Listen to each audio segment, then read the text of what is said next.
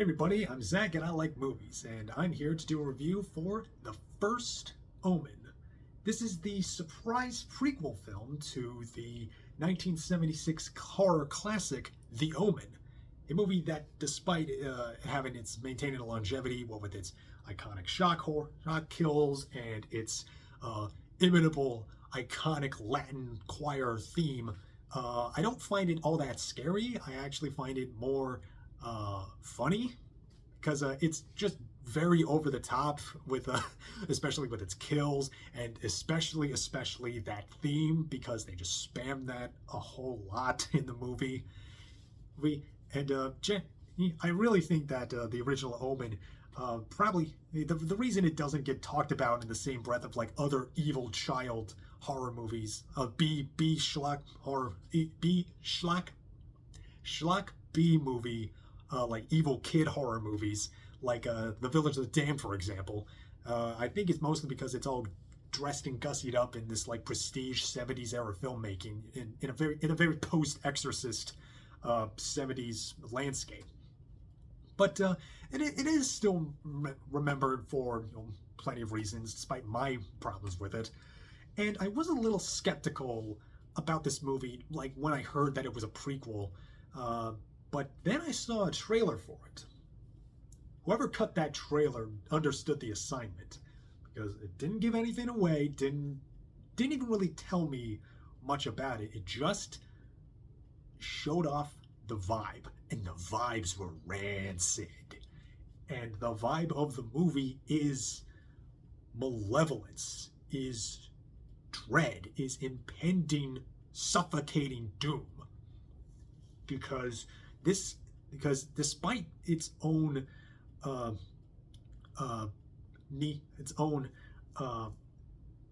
it being a prequel, it stands on its own. It is by itself a very great looking, it's an ominous and genuinely thoughtful, feel bad kind of horror movie that in a lot of ways I think I like more than the original Omen.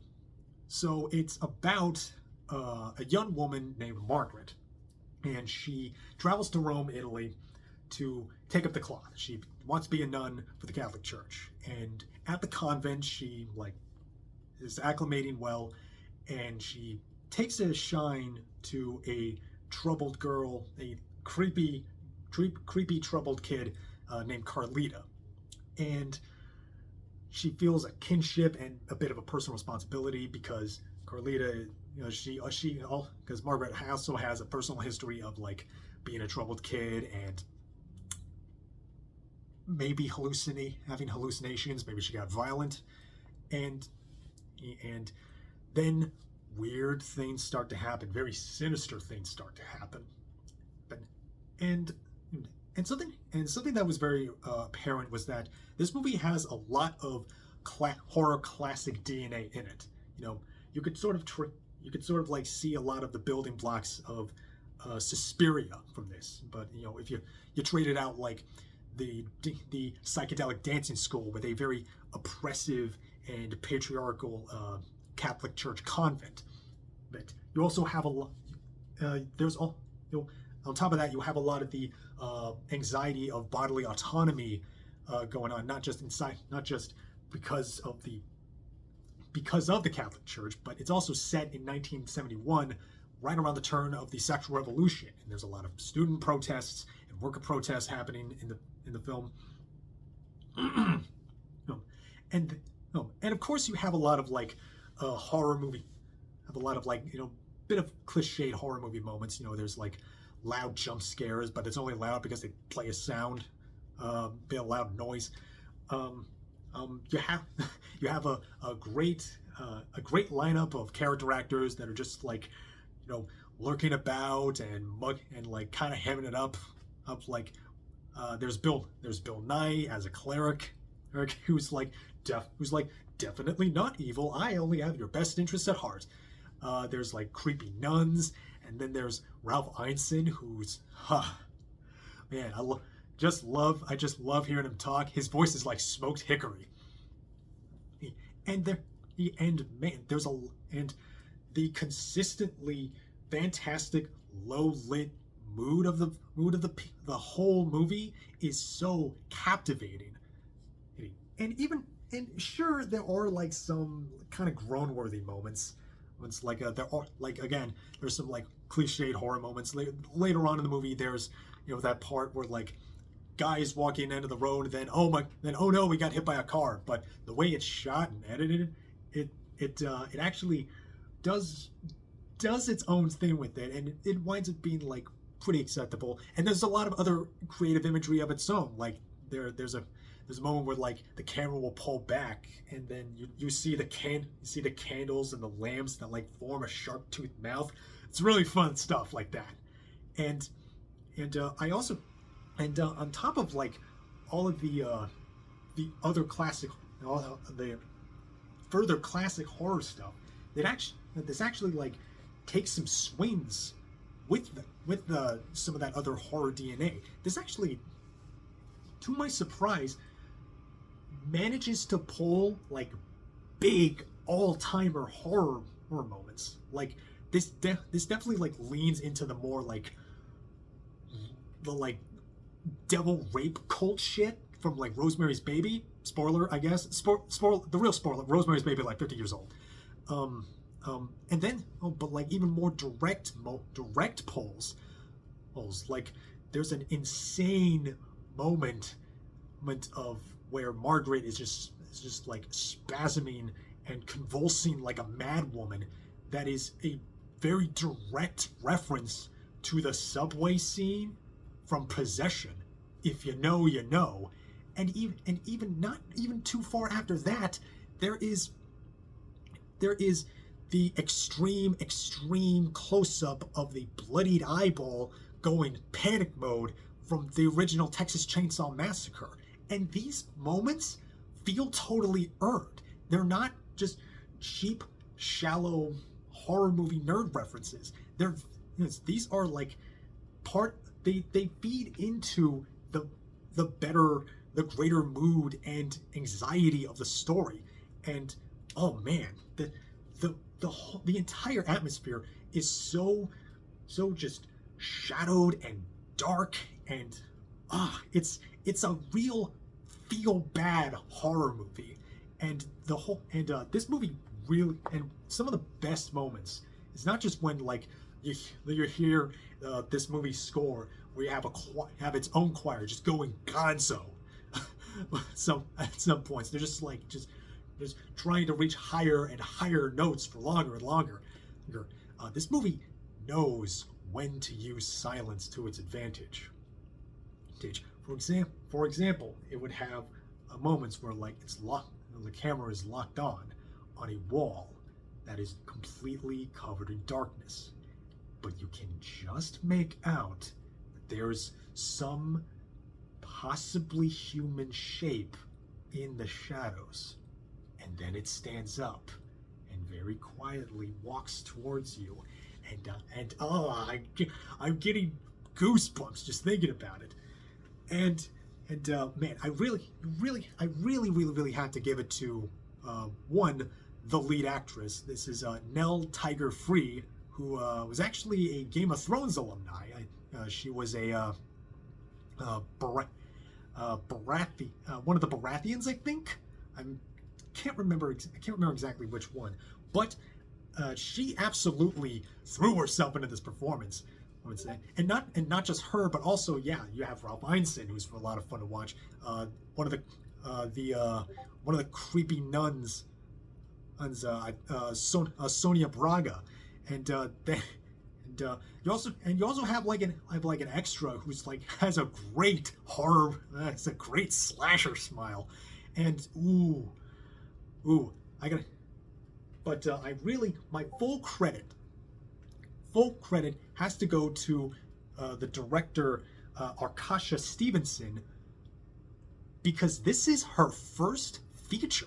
She's only had a number of TV episodes done, but she really came out swinging with this. I was very impressed by just the entire mood and very gradual pace of it. This is 2 hours long, and while it doesn't ever really feel that long, you feel like there was enough time spent to just like really sit with like the menace and just the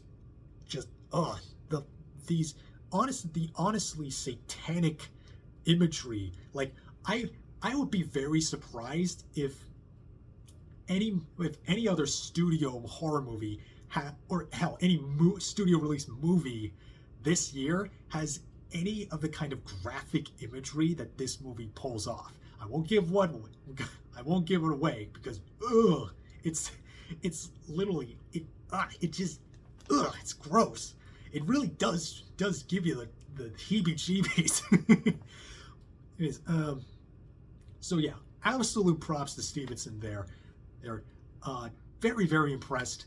Although I do have a few disappointments because there are moments here and there that they feel, I don't know if they feel studio mandated, but they do intrude on. They do intrude and take me out of the moment. More of when they like kind of like feels the need to like remind you that it's a prequel to The Omen. You know, like there's a death that is like basically almost beat for beat, just like it in the original Omen, which sucks because that's also in another trailer. But to be fair, those moments are pretty few and far between, and the movie isn't really reliant on those moments. It's similarly to like the horror movie polls that it takes from. But one of those moments is also the final few minutes of the movie, and it really undercut the ending, and it was really silly in a bad way because the movie was really great up until then. It just like it should have kept on. It should have just like cut when it was supposed to. I don't know if that was like a studio thing or anything, but it really hurt the movie, and kind of really left a bit of a sour taste in my mouth. It was only doing so much till then, but again, on the whole, I was very impressed with this. There were a few stumbles here and there. I do think that it does rely a little bit.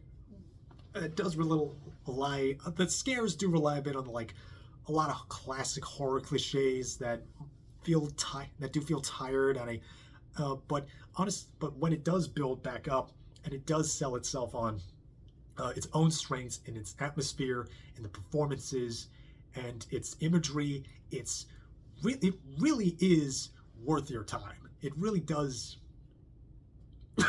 Sorry, it really does give itself reason to be its own movie, and yeah, I was really impressed with this. So yeah, I do recommend you watch it, because after all the talk I heard about Immaculate being like, oh, shocking horror movie, this was the movie that I think it was really showed it how it was done.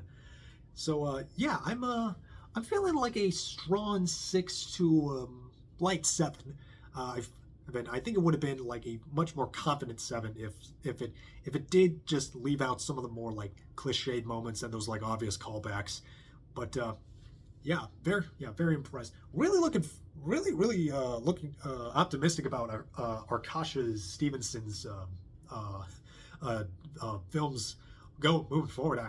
This was very impressive, especially for a debut feature. So yeah, that's The First Omen. Comment, like, subscribe. Did you see The First Omen? Did you like it? Did you see the original Omen? Do you also laugh at the Omen like I do? But I do have to give it props another way. I can't believe I didn't mention this. This movie has a lot of restraint when it comes to that theme. They don't use it until the perfect moment. And when that needle drops, chills. Genuine chills. It's a very good moment. They knew what they were doing more often than they weren't. So yeah, I'm Zach. Yeah, that's my review. I'm Zach. I will be watching a whole lot of other movies, and I hope you do too. And I will see you later.